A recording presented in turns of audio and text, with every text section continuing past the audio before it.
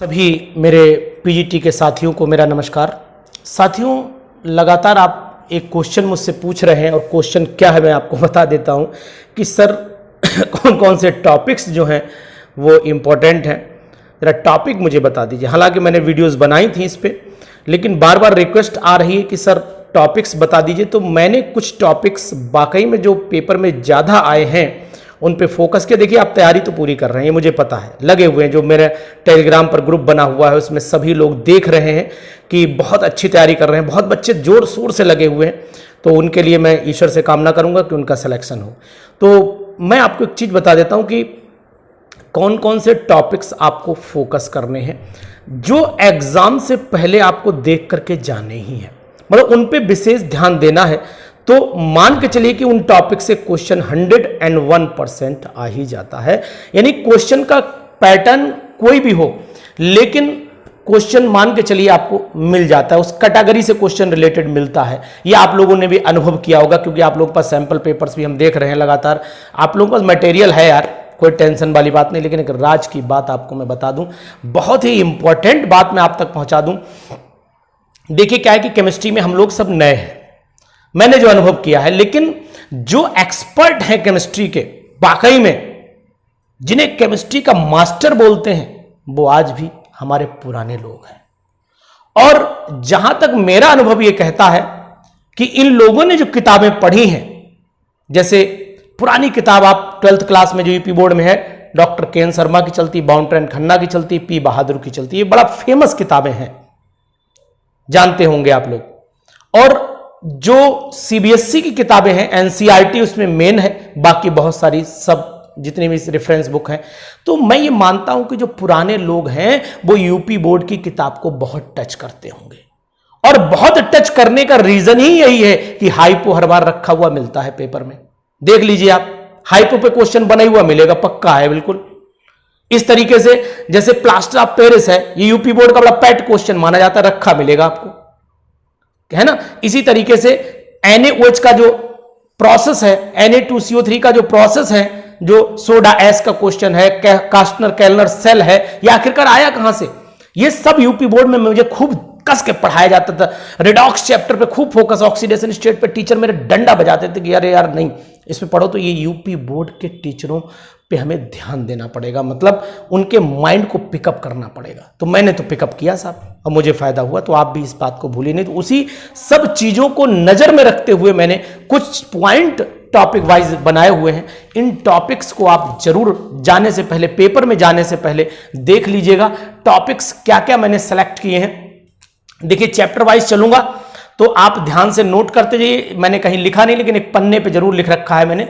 देखिए, structure of atom जब आप पढ़ेंगे तो इसमें एक तो श्रोडिंगर भैया को जरूर पढ़ लीजिएगा ध्यान से। क्वांटम नंबर बहन जी को ध्यान से देख लीजिएगा, क्वांटम नंबर श्रोडिंगर पे विशेष ध्यान देना है। रेडियस और एनर्जी पे जो क्वेश्चंस आते हैं उन पे आपको विशेष ध्यान देना है। इलेक्ट्रोमैग्नेटिक रेडिएशन का कभी अरेंजमेंट, कभी लाइमन, कभी बामर, कभी पास्कन, कभी ब्रैकेट, कभी फंड, कभी फ्री फंड, जो भी आए, मतलब इनको ध्यान दीजिएगा।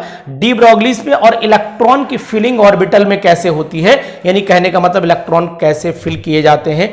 कभी आप वाउ का कंसेप्ट लगा के पूछ लेते हैं, कभी हुंस का पूछ लेते हैं। इस तरीके से ये क्वेश्चंस आपको थोड़ा सा दिमाग में रखने पड़ेंगे।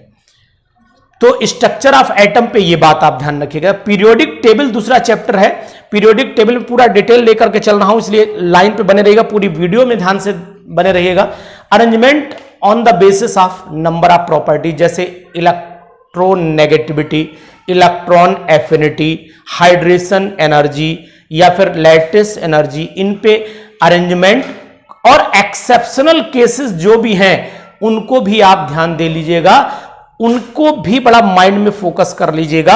और कुछ चीजें ऐसी, जैसे कभी कभी छोटा मोटा क्वेश्चन भी डाल देते हैं, ग्रुप बता दो, पीरियड बता दो, ऐसे क्वेश्चन।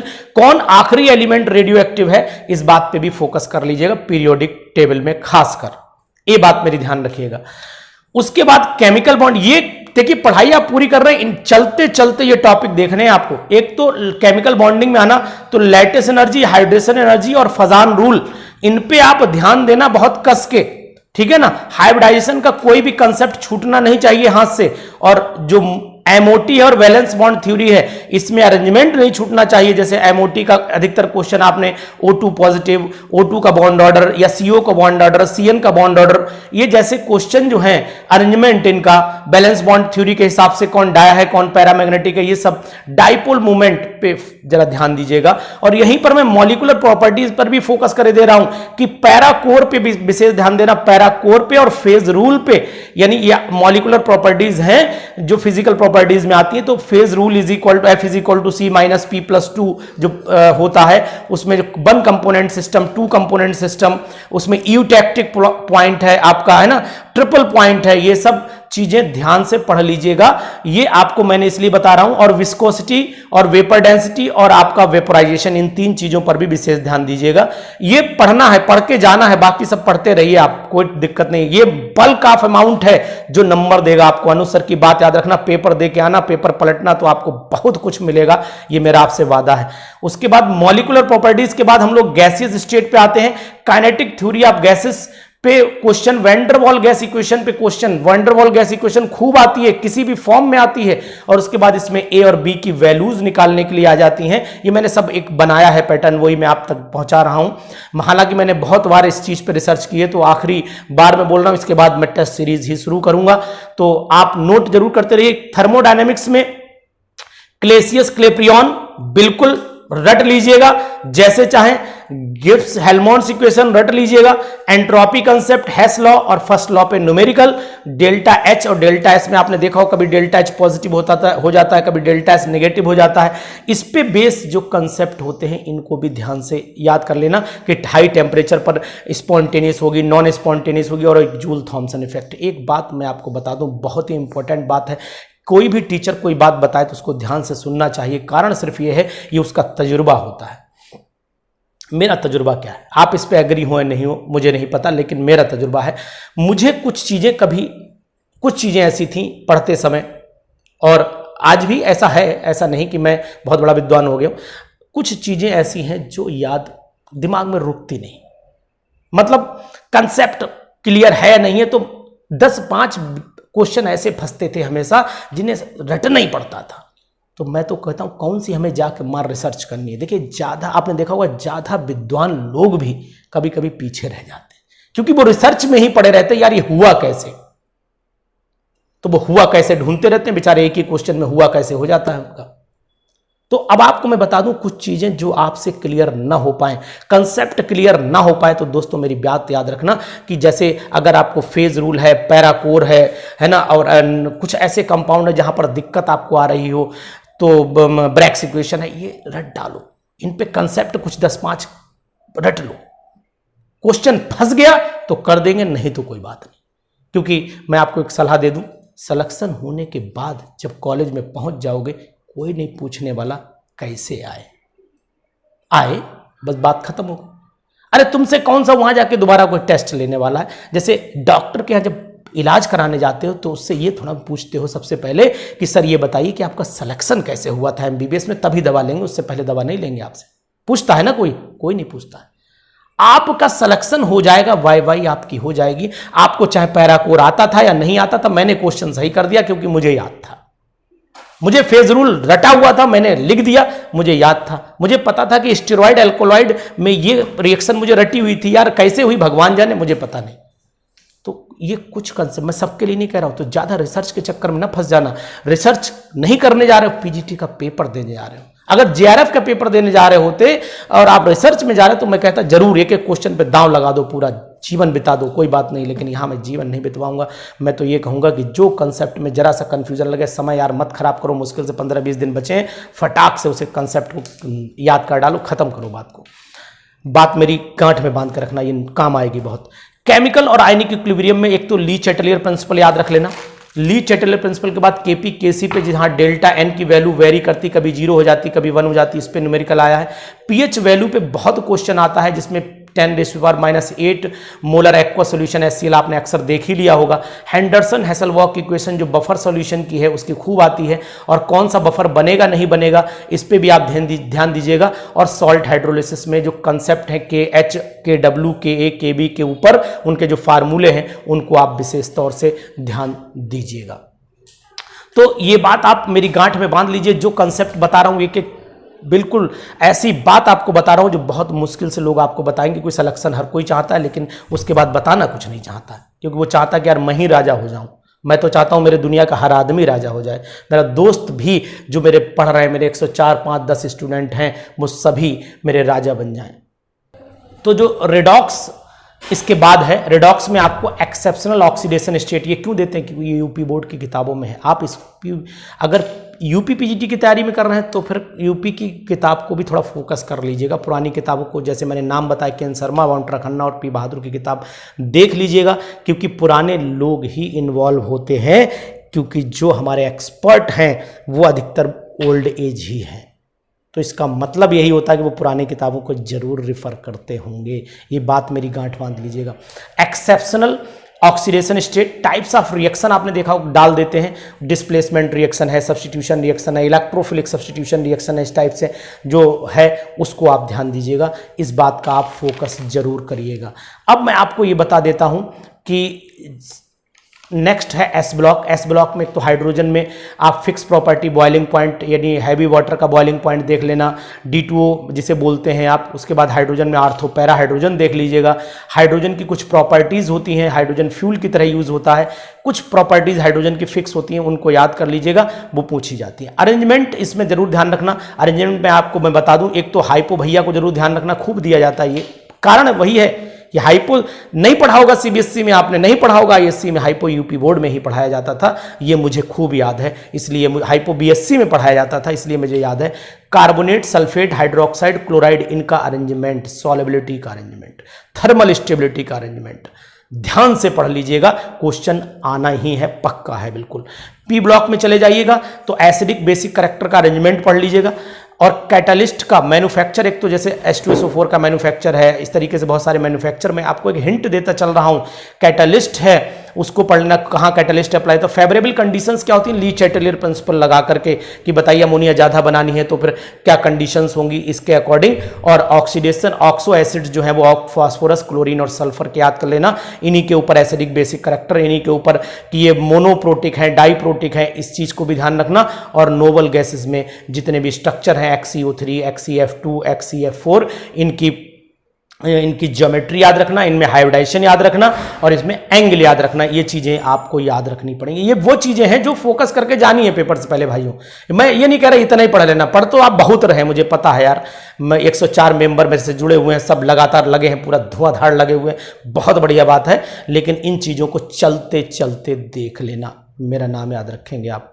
उसके बाद डी और एफ ब्लॉक में रिड्यूसिंग एजेंट कौन किसको रिड्यूस कर देता है, रिडक्शन पोटेंशियल किसका ज्यादा है किसका कम है, ऑक्सीडाइजिंग प्रॉपर्टी KMnO4 की, K2Cr2 की, और इनका टेस्ट जैसे कि कौन किसको डिस्टिंग्विश कर देगा, KMnO4 कहां यूज होता है, KMnO4 टाइट्रेशन में कहां यूज होता है, K2Cr2 टाइट्रेशन में कहां यूज होता है, सेल्फ इंडिकेटर कौन होता है। ये सब क्वेश्चन इसलिए मैं बोल रहा हूं क्योंकि भैया ये इन क्वेश्चन का जो चटाका है मैं झेल चुका हूं, इसलिए मुझे पता है कि मैंने यही क्वेश्चन मैं सीबीएसई पढ़ाता रहता था, उसी में फोकस करा रहता था, तो वो सीबीएसई वाले क्वेश्चन तो हो जाते थे, यूपी बोर्ड टच से हटता चला गया, आए नहीं दिमाग में, वही 10-15 क्वेश्चन छूट जाया करते थे। तो मैं आपको राय दे रहा हूं भैया, यूपी बोर्ड किताब अभी समय है 15-20 दिन, पलट लो, शर्मा जी को फटाफट देख लो, काम आ जाएंगे।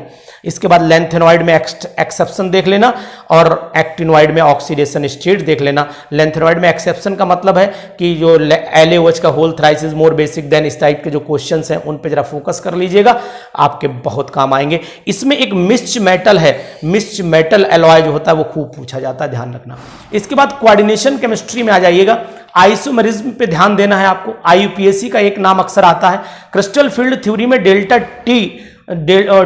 O और डेल्टा T दोनों आपने ध्यान दिया होगा, वो बहुत ज्यादा आते हैं, जिसमें T2G लेवल में इलेक्ट्रॉन भरना होता है और EG लेवल में भरना होता है। ये क्वेश्चन फिक्स क्वेश्चन माना जा रहा है। और सॉलिड स्टेट में अगर आप आएंगे तो ब्रैग्स इक्वेशन का क्वेश्चन लगभग मिलता है, डिफेक्ट का क्वेश्चन लगभग मिलता है और न्यूमेरिकल्स मिल जाते हैं, जैसे जो नंबर ऑफ एटम्स के होते हैं, एज पे कितना होता है, बॉडी में कितना होता है, कॉर्नर पे। ये मैं आपको भाइयों राय इसलिए दे रहा हूं क्योंकि इन सब चीजों से मैं गुजरा हुआ हूं यार, बात मेरी मान लेना, बड़ा फायदा रहेगा। सॉल्यूशन बाकी आपकी मर्जी, आप खुद अगर अपने आप को हमसे बेटर समझते हैं तो आप यूज कर सकते हैं, लेकिन मेरा काम है सिर्फ आप तक अपनी राय पहुंचाना, जबरदस्ती नहीं कर सकता हूं। हेनरी लॉ पे सॉल्यूशन पे ध्यान देना। डेल्टा, टीएफ, टीबी और पाई यानी कि osmotic pressure, went of factor पे क्वेश्चन खूब देखा होगा, आप लोगों ने भी देखा होगा, न्यूमेरिकल भी देखे होंगे, ऑस्मोटिक प्रेशर पे भी खूब देखा होगा, इन पे फोकस करिएगा। राउल्ट्स लॉ पे भी क्वेश्चन खूब बनता है। आइडियल नॉन आइडियल में एक चीज जरूर याद रखना, एग्जाम्पल रट लेना यार, एजियोट्रॉपिक मिक्सचर में एग्जाम्पल रट लेना। मैं नहीं राय देता हूं किसी को फालतू की कि नहीं ये दिमाग लगा लेना, काहे को दिमाग लगा लेंगे यार, 10 एग्जाम्पल थोड़ा सा याद कर लेंगे, मगर फालतू दिमाग लगाए चले जा रहे हैं, उसी में इतना दिमाग लगा दिया कि हम आगे के 10 क्वेश्चन भूल बैठे। ये राय हो सकता है आपको, कुछ लोगों को लग रहा हो यार सर क्या कैसी बातें कर रहे हैं, लेकिन ना, मौका पे जो चौका मार लेता है वही होशियार कहलाता है। अरे बल्ला चाहे बल्ले पे, मैं आपको एक चीज बता दूं, इस दुनिया में शांत स्वभाव, जैसे क्या होता है, आपने 4 मारे धोखे से लगा था पिच पे, लेकिन नहीं, वाह भाई आपकी, आपने आगे बढ़ के मारा, बॉल को देख के मारा, बॉल की जो स्पीड थी उसको मेजर कर लिया था। ये सब बातें कमेंटेटर बोलता है, लेकिन ये नहीं पता था कि बॉल तो मैंने यार धोखे से मार दी थी। तो मैं बता तो रहा हूं तुम्हें कि कुछ क्वेश्चन याद कर लीजिए, कोई नहीं पूछने वाला कि यार ये कैसे हुआ था, मुझे ऑर्डर याद है सल्फेट के, कार्बोनेट के, ये सब याद है, तो काम चला लिया अपना। अब कैसे हुआ, कहाँ हुआ, क्यों हुआ, ज्यादा खोजेंगे तो दिमाग गड़बड़ा जाएगा, है ना। तो सॉल्यूशन में ये तो पढ़ लीजिएगा। इलेक्ट्रोकेमिस्ट्री में बच्चे कुछ पूछ रहे थे, नस्ट इक्वेशन पे जरा ध्यान देना आप।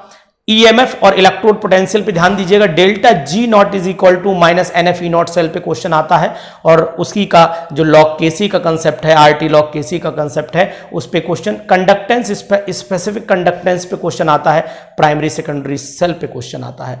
इन चीजों पे फोकस जरूर करिएगा, इन पे आप ध्यान देंगे। केमिकल काइनेटिक्स में zero order, first order, second order की यूनिट जरूर ध्यान रखिएगा। फर्स्ट ऑर्डर पे अधिकतर न्यूमेरिकल भी डाल देते हैं ये लोग, इनको भी ध्यान रखना। आर्हेनियस के कंसेप्ट को ध्यान रखना। हाफ लाइफ का कंसेप्ट खूब पूछा जाता है, चाहे वो रेडियो एक्टिविटी से रिलेटेड हो और चाहे वो इसी से रिलेटेड हो। तो रेडियो एक्टिविटी से रिलेटेड भी मैं बात कर रहा हूं कि रेडियो एक्टिविटी में आप एक तो Russell group, Fajans Russell group displacement law याद रखना, और बाइंडिंग एनर्जी, और आपका मास डिफेक्ट याद रखिएगा। न्यूक्लियर केमिस्ट्री में अधिकतर क्वेश्चन पूछ लिया जाता है, और एक वो अल्फा बीटा का नंबर अधिकतर आता है पेपर में निकालना, फार्मूला याद कर लीजिएगा, निकाल लेंगे। उसके बाद आ जाइएगा, उसमें फिजन और फ्यूजन पे भी थोड़ा ध्यान देना है, और कंट्रोलिंग रॉड कौन सी होती है, ये क्वेश्चन भी मैंने देखा है। सरफेस केमिस्ट्री पे आना है तो कोलाइडल पे टिंडल इफेक्ट, इलेक्ट्रोफोरेसिस, कोआगुलेशन, और हार्डी सुलजे को, गोल्ड नंबर को यार जरूर ध्यान देना। क्यों ध्यान देना, मैं क्यों जोर डाल रहा हूं, हार्डी सुलजे गोल्ड नंबर पे, यूपी बोर्ड का पैट क्वेश्चन है हार्डी सुलजे गोल्ड। बचपन में टीचरों ने मुझे खूब यार इसी बात पे कूटा था कि यार नहीं साला याद ही नहीं होता था हार्डी सुलजे रूल और गोल्ड नंबर की डेफिनेशन, तो कभी कभी अब भी कंफ्यूज कर जाती है। तो ये दोनों खूब पूछे जाते हैं, तो इसलिए ध्यान रखिएगा कि हार्डी सुलजे और गोल्ड नंबर जो है, हार्डी सुलजे रूल और गोल्ड नंबर को जो ध्यान दीजिएगा थोड़ा सा।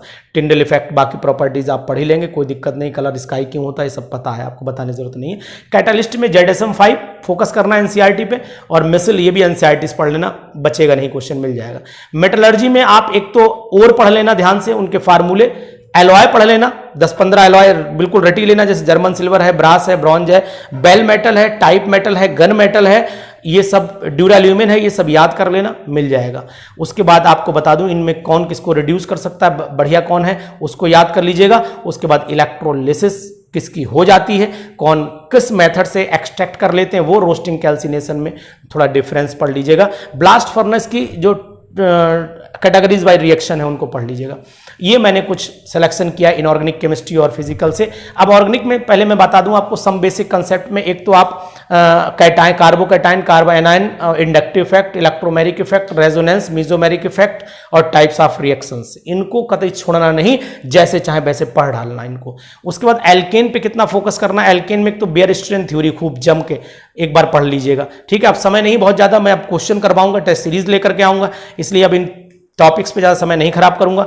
आइसोमेरिज्म, एल्केन में आइसोमेराइजेशन प्रोसेस, और इसमें पेट्रोलियम भूल जाते हैं, ऑक्टेन नंबर, सीटेन नंबर छोड़ दिया होगा आपने, पढ़ा भी नहीं होगा मुझे याद है, तो इस पे जरा ध्यान देना, ऑक्टेन नंबर पे और सीटेन नंबर पे ध्यान दीजिएगा, ये आपके बहुत काम आएगा। एल्कीन में जाना तो मार्कोनिक और भैया को याद रख लेना, सेटजब भैया को याद रख लेना, ओजोनोलिसिस का कंसेप्ट याद रख लेना, काम आएगा आपका। इसी के अंदर एल्कीन में सिस और ट्रांस मेथड भी जरूर पढ़ लीजिएगा, ये भी आपके बहुत काम आएगा। एल्काइन में एक तो टेस्ट टू डिस्टिंग्विश, जैसे कि AgNO3 वाला है, Cu2Cl2 वाला है, इसको पढ़ लेना, ओजोनोलिसिस पढ़ लेना, और पॉलीमेराइजेशन एल्किन और अल्काइन दोनों का पढ़ लीजिएगा।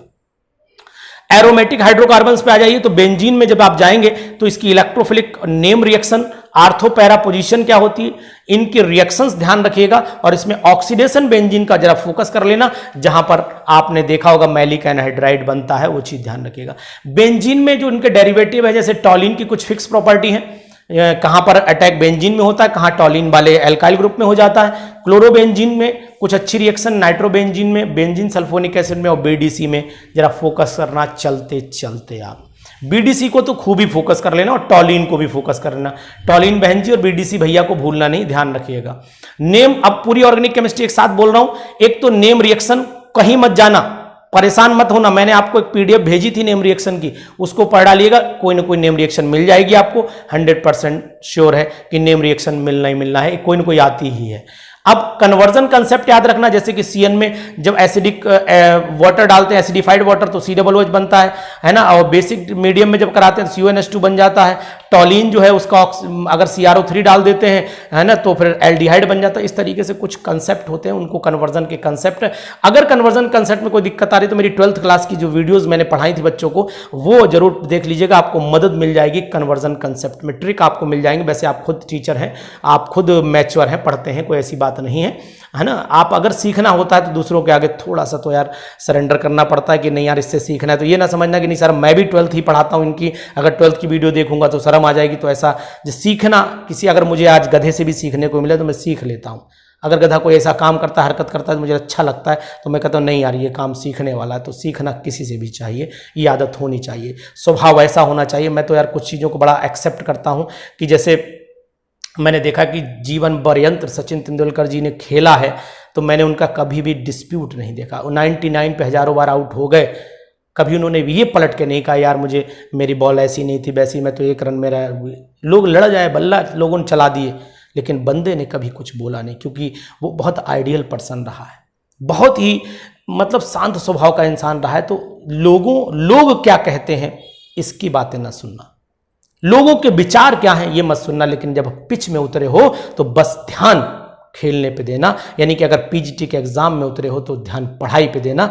जी फितूर का काम नहीं कि यार ये कमियां निकालना, कुछ लोगों का काम ही होता है मात्र कमियां निकालना, कुछ लोगों का काम कमियां निकालना काम है, तो उन पे ध्यान ना देना कि यार ये तो मैं खुद ही जानता हूं, तो जानते हो तो यार कोई बात ही नहीं। लेकिन मैं आपको जो सलाह दे रहा हूं, ये सलाह अगर आप अपने ऊपर उतारेंगे तो आपको 100% बेनिफिट मिलेगा। अब कमियों का काम है तो ये दुनिया है, निकालने वाले निकालते रहेंगे, लेकिन हम चलते रहेंगे, यूं ही चलते रहेंगे। तो कन्वर्जन कंसेप्ट को देख लीजिएगा। उसके बाद टेस्ट टू डिस्टिंग्विश, जैसे primary alcohol, secondary alcohol, 2 molecule आ गए, एसिटल्डिहाइड आ गया, फॉर्मेल्डिहाइड आ गया, दोनों को कैसे डिस्टिंग्विश कर लेंगे। फॉर्मिक एसिड टॉलेंस टेस्ट देता है नहीं देता है, ये ध्यान रखें। बेंजल्डिहाइड टॉलेंस देता है, फेलिंग देता है नहीं देता है, पता नहीं, ये तो सब चीज़ें आपको पता ही हैं। उसके बाद कुछ एक्सेप्शनल जो ऐसी चीज़ें हों, जैसे फॉर्मिक एसिड के कुछ एक्सेप्शंस होते हैं, मेलोनिक ईस्टर के कुछ एक्सेप्शंस हैं। नेल पॉलिश रिमूवर वाला क्वेश्चन पक्का, ये नेल पॉलिश रिमूवर भाई साहब क्वेश्चन यूपी बोर्ड का है, ध्यान रखना। ये क्वेश्चन आपने यूपी बोर्ड में पढ़ा होगा, सीबीएसई में आज तक नहीं पढ़ाया होगा आपने, ध्यान रखना। पॉलीमराइजेशन का जो कंसेप्ट है, इसमें पॉलीमराइजेशन किसका पढ़ लेना, बहुत सारी रिएक्शन के पॉलीमराइजेशन है, उनको आप पढ़ डालिएगा। इसके बाद मैं आपको बता दूं कि ड्रग्स में क्या क्या पढ़ लेना। एक तो एनाल्जेसिक, एंटीपायरेटिक्स और एंटीबायोटिक्स पढ़ना, ट्रैंकुलाइजर पे ध्यान देना। सल्फा ड्रग्स पे ज़्यादा फोकस कर लीजिएगा, सल्फा ड्रग्स पे बहुत फोकस करना है। और उसके बाद आपको फोकस कर लेना है, थोड़ा सा दिमाग आपको लगा लेना है किसमें, जो जैसे आपने ध्यान दिया होगा, एक होती है बैक्टीरियोस्टैटिक और एक होती है बैक्टीरिसीडल, इन पे थोड़ा सा ध्यान दीजिएगा, मजा आएगा आपको, मिलेंगे क्वेश्चन मिलेंगे पक्का। डाइज में एलिजरन, इंडिगो और मैलेकाइट ग्रीन, अक्सर आपने भी देख लिया होगा, मैंने भी इसी पे फोकस किया हुआ है, तो इन पे डाइज पे ध्यान रखना। स्पेक्ट्रोस्कोपी में एनएमआर सिग्नल निकालना देख लेना, और आईआर रीजन याद कर लीजिएगा, फंक्शनल ग्रुप रीजन कौन सा होता है, इस टाइप के कुछ रीजन याद कर लीजिएगा।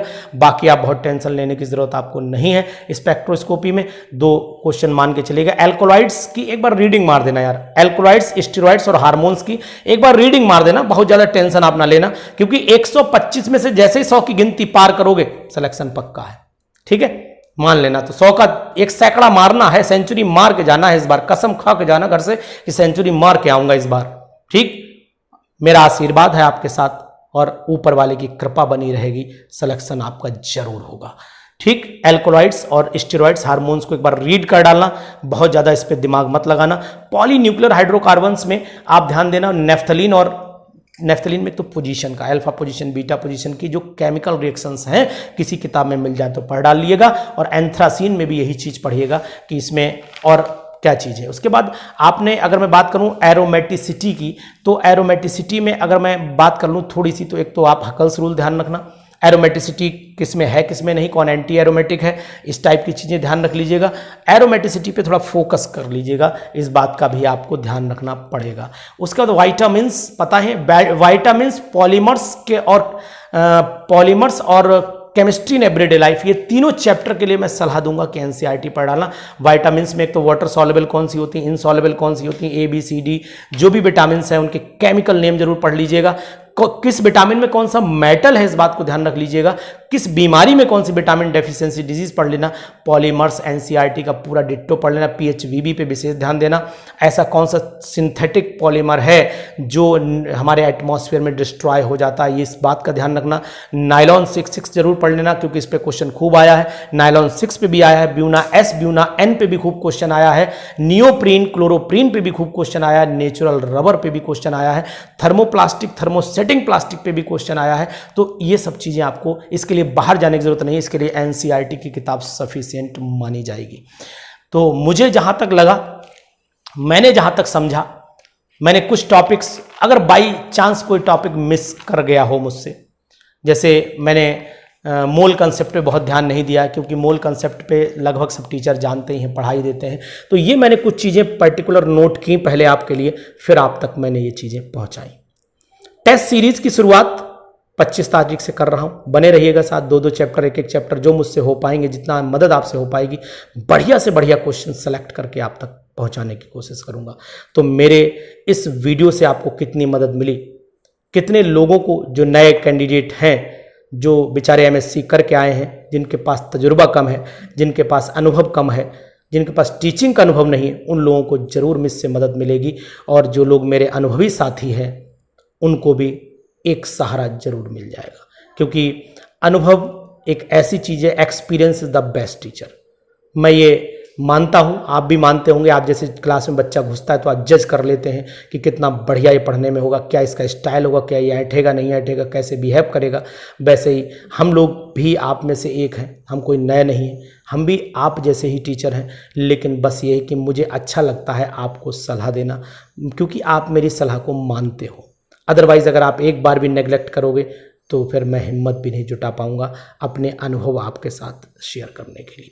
और एक चीज़ दोस्तों और बता दूं, जब ग्रुप में कोई भी, जो हमारा ग्रुप बना हुआ है, सभी अच्छे साथी हैं, कोई भी ऐसी चीज़ परेशान आप एक दूसरे से ना हुए, क्वेश्चन डिस्कशन करते हैं, कर लीजिए, कोई दिक्कत वाली बात नहीं है। मेरे पास समय थोड़ा सा कम होने की वजह से बहुत सारे आपके लिए भी तैयारी, मतलब मीन्स क्वेश्चन कलेक्ट करना, ये करना वो करना, तो समय नहीं रह पाता है मेरे पास। तो उस समय में आप जानते हैं कि क्वेश्चन का सिलेक्शन करना, इकट्ठा करना मटेरियल, थोड़ा सा टिपिकल काम होता है, क्योंकि मटेरियल क्या होता है कि सब मेरे पास में है तो बिखरा हुआ रहता है। बिखरा इन द सेंस, जब मैं पढ़ा रहा होता तो जो चीज़ टॉपिक चल रही होती, पढ़ा रहे हैं, तो उस चीज़ को कलेक्ट करने में समय लगता है, इसलिए आपको समय नहीं दे पाता हूँ। लेकिन आप अपनी तैयारी बरकरार रखिएगा। क्वेश्चन कोई भी कन्फ्यूजन लगे तो जितना मुझसे आ पाता है पहले अपने साथियों से डिस्कशन कर लिया करिए, उसके बाद अगर नहीं होगा तो मैं आपकी पूरी मदद करूंगा। और उसमें भी कोई अगर आपको कन्फ्यूजन लगे तो उसको अदरवाइज ना लीजिएगा, हो सकता है कभी कभी मिसमैच हो जाता है, आपके अकॉर्डिंग कुछ और कंसेप्ट हो, मेरे अकॉर्डिंग कुछ और कंसेप्ट हो, तो उसको कोई ऐसी इशू बनाने की ज़रूरत नहीं है, क्योंकि आप में से ही मैं हूं और मुझ में से ही आप हैं, ये आप भी जानते हैं। तो दोस्तों, कैसा लगा वीडियो, इसको जरूर साथियों तक शेयर करिएगा, जिससे लोगों को जरूर पता लगे कि पेपर में जाने से पहले हमें पढ़ना क्या है। नमस्कार।